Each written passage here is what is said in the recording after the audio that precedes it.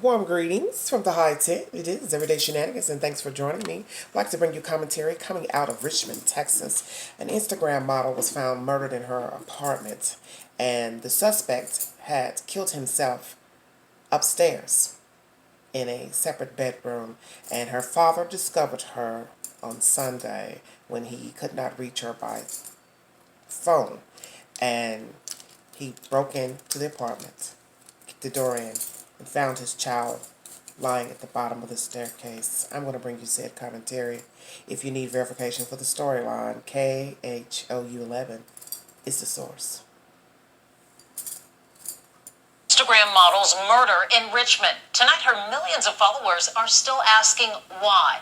Our Grace White is back on the case tonight and has new details. Grace? What makes this case so complex is social media. Janae Gagne's family says she didn't know the man who killed her. Now police are poring over her millions of followers to try to find him. Did you recover any weapons, any guns, any knives? Did you recover anything from the crime scene? I don't want to release what we have or have not recovered. I will tell you there was no shooting involved. Motive is still the biggest mystery in the murder of Instagram model Miss Mercedes Morr. The 33-year-old was found strangled to death in her Richmond apartment Sunday. The man identified as the suspect, 34-year-old Kevin Accordo from Florida, died by suicide. What about his car? Do you know how he got here from Florida? Did you recover a car? That is information. That is information that is part of the case that I won't release. It has to do with tracking him from how he got to Texas. Another question police are still trying to answer: how did he get in? There were no signs of forced entry, and it's a gated complex. Somehow, though, he found a way in. You have to kind of understand those apartments. You can enter 3 different ways: through the garage, through the back door, through the front door. So it makes it difficult to understand. But police in the small town of Richmond vowing to get answers in what's been the highest profile murder case they've seen in years. There will be closure for the family. Before this case ends, there will be closure for the family. We asked police about restraining orders and if this suspect had a criminal history. So far, they've found none of that. Police did tell us they've been in touch with this man's family in Florida and hope to learn more about his motive. Back to you. So much to investigate. Grace White wrapping it up. Thank you. Okay, that's said information coming out of Richmond, Texas. I will bring you the said information pertaining to this storyline. KHOU11 is the source. Motive remains biggest mystery in Instagram model's murder at Houston area apartments. Richmond police are searching all social media accounts of the woman known as Mercedes Morr for any possible link to Kevin Accordo, who they say killed her. The motive remains the biggest mystery in the Houston area death of a popular Instagram model named Janae Gagne. The 33-year-old who goes by Miss Mercedes Morr on social media has millions of followers. Her fans, along with homicide detectives, are trying to understand what actually happened inside her Richmond apartment where she was found strangled on Sunday. Gagne had several social media accounts, and investigators are scouring them to try and find a motive, any possible link to her killer. The victim's family says she didn't know the man who killed himself after Gagne was murdered, and they believe he was stalking her. The suspect, 34-year-old Floridian Kevin Accordo, died by multiple sharp force trauma, according to an autopsy report. Police aren't saying what he used. I don't want to release what we have or have not recovered. I will tell you there was no shooting involved, no guns recovered, Richmond Police Department Lieutenant Lowell Nines said. Police wouldn't say much when asked if they recovered Accordo's car or found a plane ticket purchased from Florida. That is information that is part of the case that I'm not going to release. It has to do with tracking him, how he got to Texas, and everything else. So that is part of the ongoing investigation, he said. Another question police are still trying to answer is how he got into Morr's apartment, since there were no signs of forced entry and it is a gated complex. You have to understand those apartments, as you heard in the commentary, 3 ways in: front door, back door, and through the garage. So it makes it difficult to understand, he said. Police are vowing to get answers in what's been the highest profile murder case they've seen in years. There will be closure for the family when this case ends. There will be closure for the family, he says. Police said there were no restraining orders in place, and they haven't found that Accordo had any kind of criminal history. Investigators have been in contact with his family in Florida and are hoping to learn more about him to try to figure out the motive behind the incident. KHOU 11 is the source. This is a very riveting tale coming out of Richmond, Texas, outside of Houston. They say it's a small town. They don't have these type of crimes. I'm going to ad-lib on other sources that I've brought. Her parents feel like he'd been stalking her. The father had talked to the daughter about, certain type of people out there that watch your content. And there could always be that one person that, is obsessed. Instead of it being, one person liking you, another person loving you, then you've got that third person that's obsessed with looking at you on there. No break-in. No signs of a break-in. So how did he get in? How did he get in? How did he find her? Let's start there. How did he find her? On social media, you have to be very careful the things that you show, such as your background, signs in your background. Because naturally, he found her government name. Then he found her location. And then he waited on her. He got into that gate somehow. And that's another mystery. How did he get into the gate? Did someone let him in? Did he make up something, a ruse to get in? Lied in wait for her. He knew her car mate. Knew her door number. So how did he get in? I think he lied in wait once he got to the said location of where she lived. Pulled out a weapon. Made her go inside. Had his way with her, whatever he did to her. I'm very fearful that he possibly could have sexually assaulted this lady. Because you think about that, a man traveling that long distance, chasing you around. He's so enamored, obsessed with you. You know he'd want to touch you. This is very sickening to me. And then he goes upstairs and writes on the wall. He wrote things on the wall. They said he wrote all types of things on the wall. He was obsessed with her. Loved her. Apologized to the landlord in the community. That was written on one of the doors. And then he sticks himself with some type of sharp object, which is crazy to me because you rarely hear of people killing themselves by that manner. But they said there was no gun used in any of the murders, his murder or hers. So we have to ask ourselves, what did he use to kill himself? Why kill yourself? She wasn't interested. Or why would she be? You came unannounced to a strange woman's home. And possibly, as I said, forced her to go in her home. I think he lied in wait on her. For her. It's a very riveting tale. Because as I said, when you're on these type of networks, people are watching and looking at you, and they're looking at everything about you, from your makeup to your lipstick to your hair color to what's in the background, what's in the room, how you talk, don't talk. They're watching all of that. And they're waiting for that one slip up so they can find you. You see, you have some very sick people out here, and Mr. Oporto is indeed that.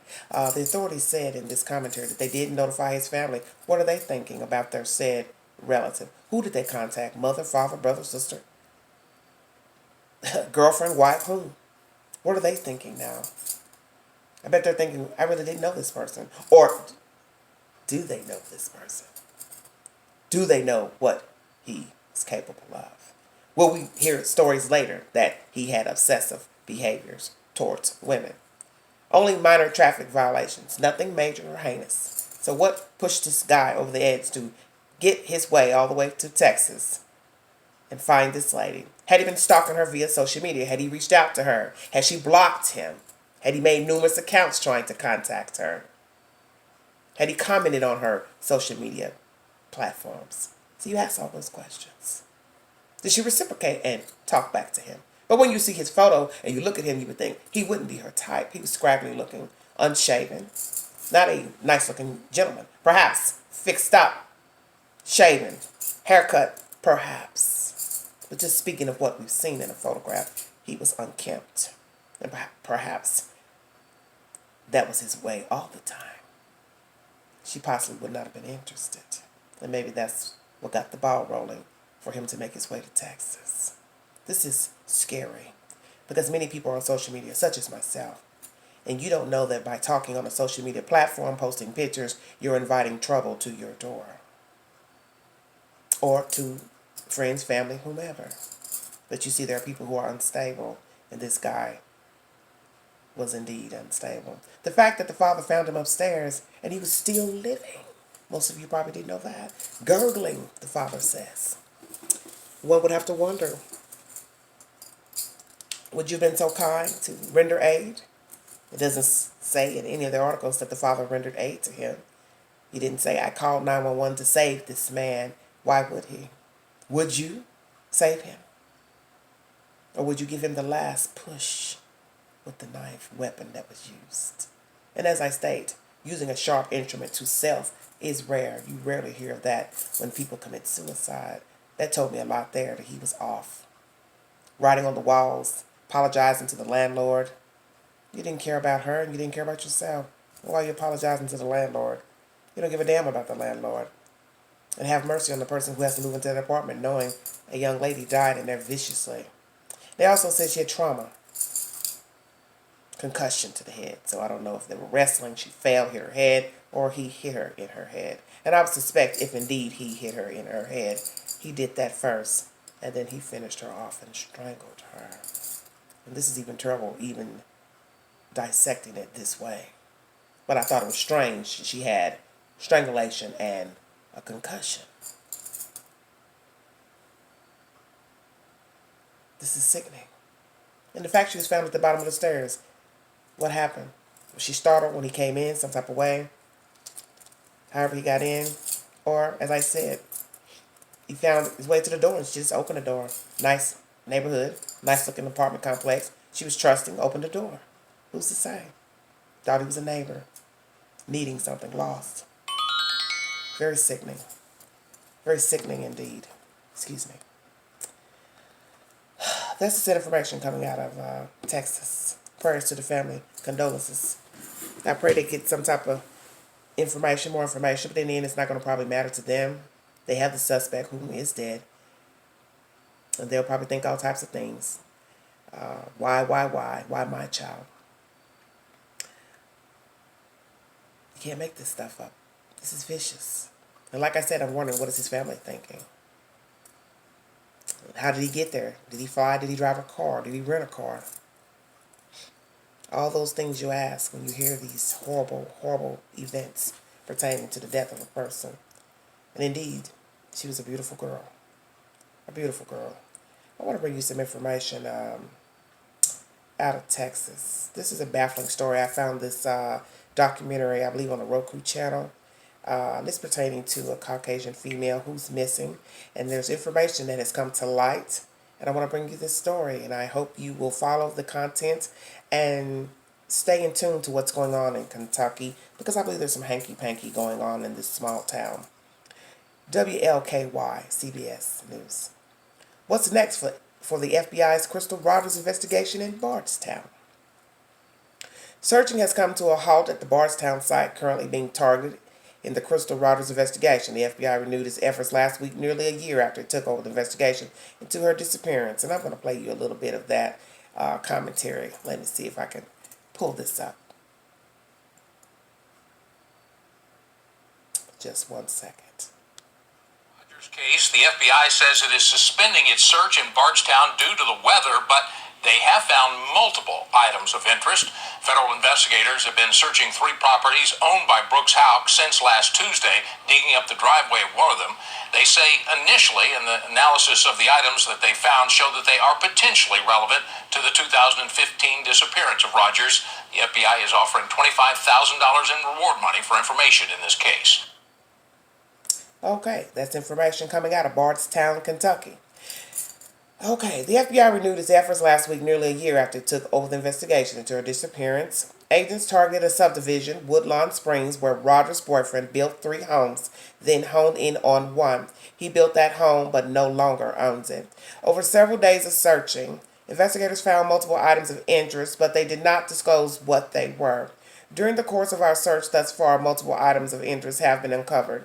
Initial analysis shows they are potentially relevant to the investigation into the disappearance of Crystal Rogers, the FBI said in a tweet on Monday. So what happens next?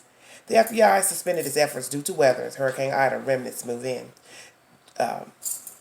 Just before 5 p.m., Tuesday, FBI agents told us the time of the return was unknown at this time. The items that have been recovered are being sent to a crime lab in Quantico, Virginia for further analysis. Amen. There's currently a $25,000 reward for information that would help agents solve the case. What to know about the case? Rogers went missing in 2015.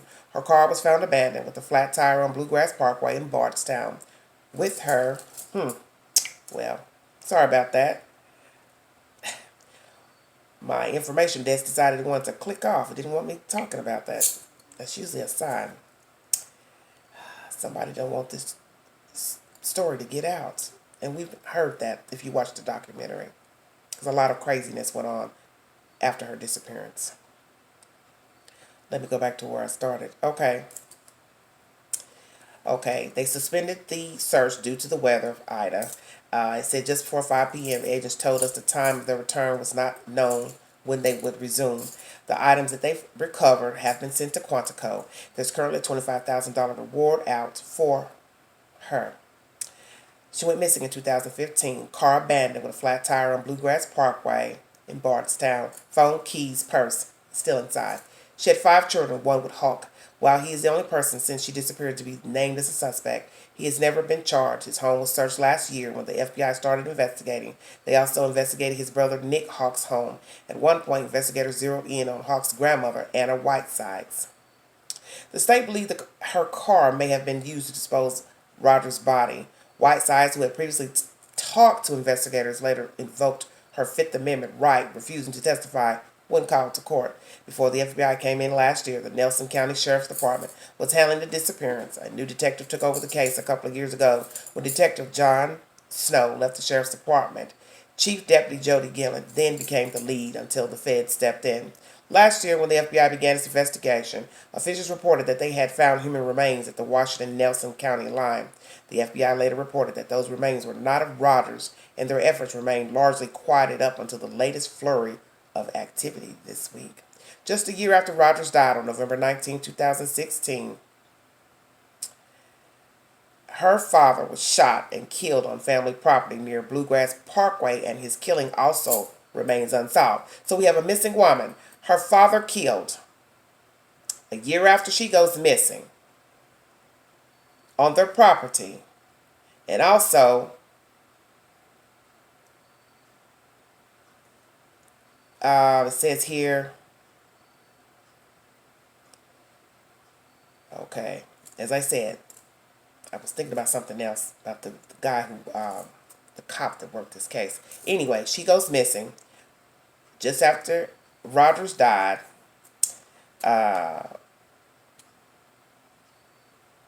This is, I'm trying to go back.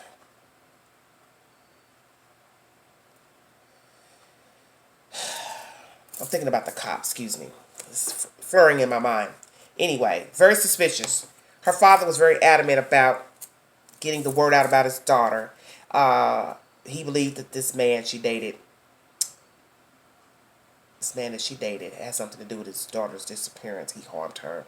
She has a total of 5 children. I believe that when she passed away, the last baby she had by Mr. Hawk, the boyfriend, he got custody of that child, and then the other 4 went with her family. A lot of suspicious things went on, as this article states, after she disappeared. Her father was murdered, still a case unsolved, and I also believe that there was an officer, I believe, that was also murdered that may be tied into this investigation as well, and the investigation of her deceased father. Sharpshooter shot him, I believe. Please watch the documentary. It's very informative. They believe there's a lot of hanky-panky going on in this town at that time of her disappearance. Perhaps it was drug-related, things that were going on in the town, people in cahoots with one another, covering up for this Mr. Hawk. He is believed to be the suspect. As you see, FBI stepped in last year. They've gone to 3 areas of interest. One, he no longer owns the home. They found something and sent it off to Quantico. It must be of relevance for them to send it to Quantico. I believe he is the person who got her gone. Her car found with her keys and purse inside, but not she. She was last seen with him on his family's property. I believe it was a farm. What happened to her? I heard that the relationship was tumultuous. You will hear all of this in the documentary. And the cop that was murdered also in this sad storyline. His wife moved out of that town because she feared for her safety. Why was that? What was going on in this town of Bardstown, Kentucky? I believe this is the place where they make good old whiskey. For those of you who imbibe.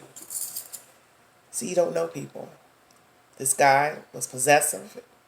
That was said in the documentary. So perhaps she grew tired of him. She wanted out. Maybe she told him that fateful night. And so he took her for a drive and got rid of her. During the documentary, you'll see several places and the investigators who came in to try to find out where she could be. Searches, different places they searched, nothing. And now we have the FBI. They've stepped in.